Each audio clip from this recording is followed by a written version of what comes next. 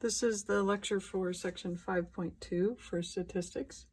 And today we are going to continue the theme of probability, but in this section we're going to talk about something called the addition rule. So first, let's just get like a little picture of what's happening. So one of the things we want to think about is the difference between using the words or versus and in mathematics, okay? So let's say I had a set that I'll call E, and in that set I had the numbers 1, 2, 3. And then I have F, which is 4, 5, and 6. So if I wanted to list E or F, the word or implies addition. We are going to put these two together. So what's in the set E or F, or in this case they call them events, would be 1, 2, 3, 4, 5, 6. So all of them are in E or F. But what if I asked you to find E and F? So the word and implies intersection. In other words, what do they have in common? And in this case, they have nothing in common, so your set would be empty. Let's do a different example. Let's say I have E is 1, 2, 3, but then F is 3, 4, 5. So the number 3 actually belongs in both sets. If I wanted you to list E or F, again, I would add them together, I would list them all, right? But I would go 1, 2, 3 for E, 3, 4, 5 for F. I don't need to list 3 twice. So I would just do 1, 2, 3, 4, 5. Okay, and I know you can't quite see this up here. This one was 1, 2, 3, 4, 5, 6 up here. Okay, so what about E and F? Well, in this case, they do have something in common, and it is the number 3. There is an intersection. That is the number 3. So the terminology that we use when something either does or does not have something in common, if they do not have something in common, we call them mutually exclusive or disjoint. Those words mean the same thing. So these guys are mutually exclusive, or we could call them disjoint. These two are not mutually exclusive, and they are not disjoint. Okay, so hopefully that gives you a picture so that we can start working some of these other problems. So I've got this example here, and let's say my entire world contained the numbers 3 through 14. So that's what this S is. And then I have the event E, which is 4 through 9, and F is 8 through 11. So if I was asked to list A and F, remember the word the word and implies what they have in common. Well, they both have 8 and 9. So this would be what's in E and F. Are E and F mutually exclusive? No. Why not? Because they share 8 and 9. In order to be mutually exclusive, they would have nothing in common. So are they disjoint? They are disjoint, right? I'm sorry, they're not disjoint because they have 8 and 9 in common. All right, if they wanted me to list E or F, remember I just add all the numbers into the same set, right? But I do not have to repeat 8 and 9. So 4, 5, 6, 7, 8, 9, I only need to write once, and then 10 and 11. So this is E or F. Now, then we get to this new notation where there's a P in front of it. The P in front of E or F means they're asking for the probability of being in E or F. So remember, probability is the number of successes. So in this case, successes would be being in the set E or F divided by the total number of outcomes, right? So the total outcomes would be everything in your original S, your original sample space. So E or F, 1, 2, 3, 4, 5, 6, 7, 8. I have 8 possibilities of success. Total number of outcomes, 1, 2, 3, 4, 5, 6, 7, 8, 9, 10, 11, 12. So 8 out of 12 is the probability of being in the set E or F. So this works out to be 0.667 if I round it to 3 places. Okay, but what if you didn't have these things all listed out like this? And you'll have problems where you can't actually see what's in the sets. Instead, it just tells you what the probability of that is without knowing exactly what was in it. So this is where they've come up with this formula, and this is the addition rule, which is why this section talks about the addition rule. So if I want to find the probability of E or F, the formula states I would find the probability of just E plus the probability of just F, and then subtract the probability of E and F from the formula. Okay, so let's use the formula to determine what we just found here as the probability of E or F. So instead of counting it out like we did, we're going to use the formula. So what is E? First of all, let's figure out what's in E. So if I just listed E, I would have, actually, let's do the probability of being in E. So E has 1, 2, 3, 4, 5, 6 out of a total of, this was 12. So the probability of being in E is 6 out of 12, which is 0.5. The probability of being in F is, F has 4 out of 12, 4 out of 12, which is 0.333. The probability of being E and F would just be the probability of being in this group. There are 2 of them out of 12. So 2 out of 12, which is 0.167.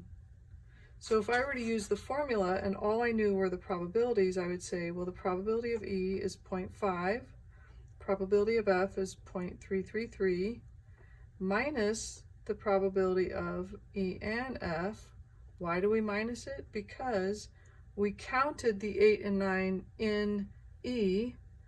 Then we added it to F where we also counted it, so we're going to take one count away so that these 8 and 9s don't get double counted.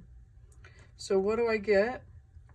0.5 plus 0.333 plus 0.167, I get 0.666, which is, you know, obviously we rounded, so we were just slightly off, but basically we get the same answer, right? Okay, so before I leave this, what if I asked for, or if I was asked for this E with a C? Now the C means complement, and the word complement means it's everything that's not in the original E, right? So E complement would be everything except for 4, 5, 6, 7, 8, 9. So what else was in there? Well, there was a 3, and then all of these guys were in E, so then I go 10, 11, 12, 13, 14. So the complement of something is everything in the original sample space except for what that letter was, so except for what was in E. Okay, so if I want the probability of being in E complement, then I would say, well, I have 6 in E complement out of 12 total, because 12 are up here in the sample space, so that is 0.5. But how else could I have figured that? Well, I could have just taken 1, which is the equivalent of 100% of everything, minus what was in E. The probability of E, which we figured out was 0.5, 1 minus 0.5, which also gives me the 0.5. So this complement deal has its own formula. 1, if I want the probability of E complement, I do 1 minus the probability of just E, and I will get that. All right, so let me erase this, and we will do a couple of examples that don't have you be able to just count it out like we did in the beginning of this problem. All right, I'm looking at the problem number 7, and for my problem number 7, they give me the probability of E is 0.25, the probability of F is 0.35, and then they say find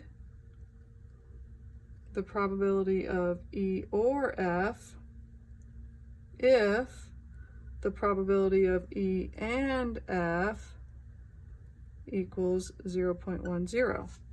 So they want me to find the probability of E or F. I can't see the items in these sets or these events, so I'm going to use the formula. Probability of E or F equals the probability of E plus the probability of F minus the probability of E and F. And they gave me these numbers. So probability of E was 0.25, F was 0.35, E and F they gave me was 0.10. So to get E or F, I would just put these together. So this is 0.6 minus 0.1, which is 0.5. And that's my answer.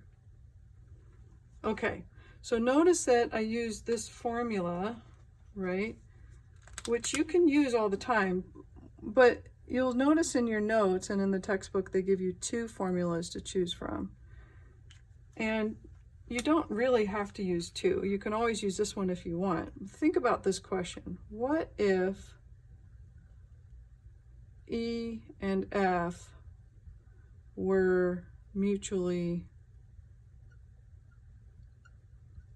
exclusive? In other words, what if E and F had nothing in common? Well, then the probability of being an E and F would have been 0. So you wouldn't have actually needed that part in your formula. So they truncate it and just give you this formula. You would have just needed to add the probability of E plus a probability of F because you had nothing in common because they were mutually exclusive. So that's why they give you 2 formulas. One you can use if they're mutually exclusive, which means you just eliminate this part of the formula because that's 0. And the other, if they are not mutually exclusive, then there would be a probability answer there, and you would need all 3 parts of the formula. So let me switch to question 8, which is basically the same thing, but the part that's missing is another part. They give you this, and then you're going to find this one. So let's see how that goes. They give me the probability of E is 0.25. The probability of F is 0.35. They want me to find the probability of E and F. Oops. If the probability of E or F equals 0.5. So if I use my formula, probability E or F equals probability of E plus probability of F minus probability of E and F, and then I'm just going to plug things in appropriately. I know this one this time. E or F is 0.5, E is 0.25, F is 0.35, and this is my unknown. This is what I don't know.